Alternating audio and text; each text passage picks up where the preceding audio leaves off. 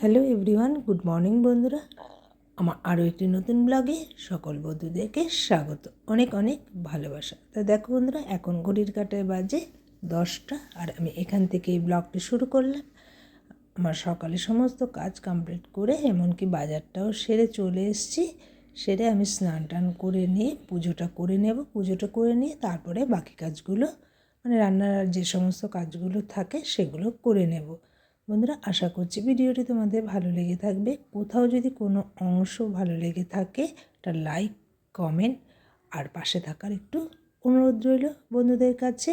তা দেখো বন্ধুরা, আমার পুজোটাও কিন্তু আমি কমপ্লিট করে নিলাম, সমস্ত ঠাকুরকে নিবেদন দিয়ে দিলাম। আমি সব সময় চেষ্টা করে থাকি যে সকাল সকাল একটু পুজোটা সেরে নেব, তাহলে আমার দিক থেকে খুব সুবিধা হয়। যেহেতু ধরো কাজ বাজ করে তারপর আবার একটু দোকানে যেতে হয়, নইলে অনেকটা বেলা হয়ে যায় আমার ঠাকুর পুজো দিতে, এমনকি নিজেকেও স্নান করতে।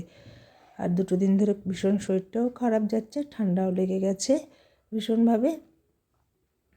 তো দেখো এখানে আমি কাজ করে নিচ্ছি। আজকে খুব বেশি না, এখন একটু মাছের ঝোল করব। আর সকালে নিরামিষ তরকারি করা হয়ে গেছে, যেহেতু বর খেয়ে বেরিয়ে গেছে তখনই একবারে একটা নিরামিষ তরকারি করে নিয়েছিলাম সমস্ত সবজি দিয়ে।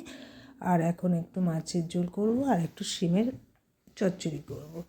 তো এই দিয়ে আমাদের খাওয়া যাবে। আর সকালে দেখো আমার জন্য একটু লুচি করে নিচ্ছি। আর এই জিনিসটার প্রতি আমি ভীষণ লোভী বলতে পারো, ভীষণই ভালোবাসি লুচিটা। আর অনেকটা দিন পরেই খাওয়া হচ্ছে লুচিটা। আমি বরের জন্য মোটামুটি সব খাওয়ার এগুলোই ছেড়ে দিতে পারছি, কিন্তু এই লুচিটা আমি একদম ছাড়তে পারছি না, আর মনে হয় পারবো না। কেন বলো তো, আমি এই লুচিটা আমি ভীষণই ভালোবাসি। আর বর খুব বেশি ভালোবাসে না লুচি, তার জন্য আমার অতটা খারাপও লাগে না।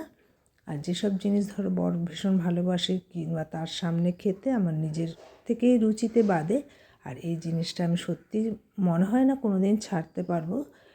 তা দেখো বন্ধুরা, এখানে লুচি আর বেগুন ভাজা আর একটু গরম চা নিয়ে নিয়েছি। তো এটা সকালে আমি টিফিনটা করে নিচ্ছি। আর বরকে আমি একটু মুড়ি আর সবজি দিয়ে এসেছিলাম দোকানে, খেয়ে নিয়েছিল। তার সাথে একটু শশা কেটে দিয়েছি। আর দেখো জামা কাপড়গুলো কেচে রেখে দিয়েছিলাম, জল ঝরে গেছে, এগুলো একটু মেলে দিয়ে দেব। আর দেখবে এখন কিন্তু রোদগুলো বেশ সুন্দর আছে, শুকিয়েও যায়, সারাক্ষণ রোদে আর রাখতে হয় না। এই যে ছাদে মেলার জন্য বর আর কি রডটা বেশ সুন্দর করে টান টান করেই টানিয়ে দিয়েছে, আর খুব সুবিধা হয়। আর রডটা টানাতে নাই করেছি, কেননা হনুমান আসে আর ফেলে দেয়, আর ভীষণ অসুবিধা হয়, আওয়াজ হয় ভীষণ। তাই যে থাকা টানাতে হবে না, এই যা আছে এতেই মেলে দেওয়া যাবে। আর আগের দিনের কিছুটা জামা কাপড় শুকায়নি, সেগুলোকে একটু ছাদে দিয়ে দিলাম।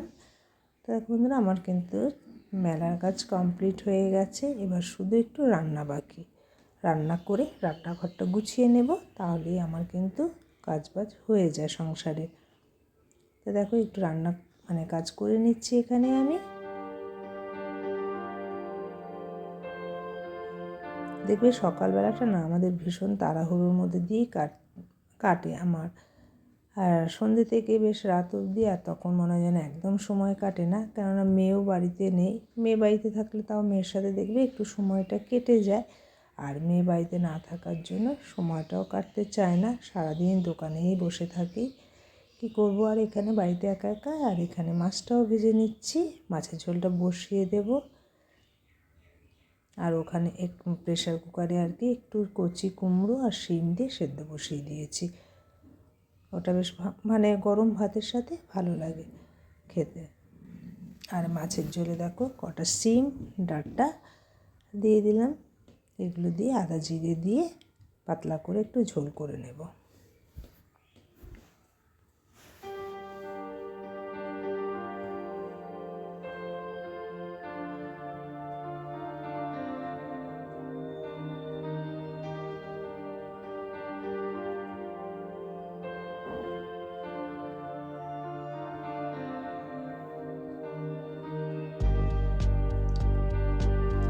আজকে যেমন মাছের ঝোলে লঙ্কা দেখলাম একটা দুটো ফেটে গেছে। দেখো ফেটে যাওয়ার জন্য আমার লঙ্কার দানাগুলো একটা একটা করে সমস্তটা বেছে বেছে তুলে ফেলে দিতে হয়। দেখবে লঙ্কার দানাগুলো এতটাই শক্ত হয়, এগুলো পেটে গিয়ে আমার হাজব্যান্ডের হজমের ব্যাপারটা থাকে, তো ওর হজমটাও হবে না।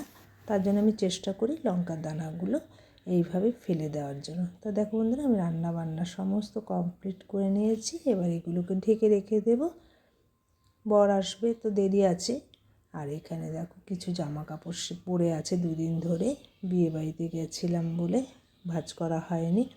জামা কাপড় ভাঁজ করার দায়িত্বটা সাধারণত আমারই থাকে, আর যেগুলো ধরো পরে যায় গলায় কানের, ওগুলো দায়িত্বটা মেয়ের থাকে সম্পূর্ণ পরিমাণে। ওগুলো আর আমি করি না, কিন্তু এখন মেয়ে নেই, আবার ঠিকঠাক করে রেখে দিতে হবে, নইলে না মেয়ে এসে একটু রাগারাগি করবে। তাই ধরো সেদিনকে যেমন ঘরে ঘরে জি বাংলা এসছে, এটা পাওয়া যাচ্ছে না, ওটা পাওয়া যাচ্ছে না, তখন আবার একটু মেয়ে খুব রাগ করছিল, হ্যাঁ তুমি কোথায় রেখেছো। সত্যি তাই, এগুলো আমি গোছাই না বলে যখন যেখানে পড়ি সেখানেই হয়তো রেখে দিই।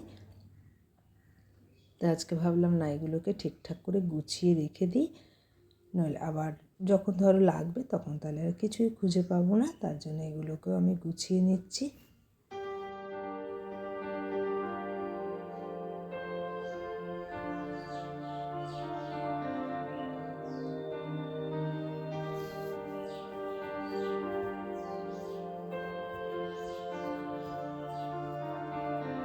তো বন্ধুরা, এখানেই আমি আজকে রেখে দিলাম।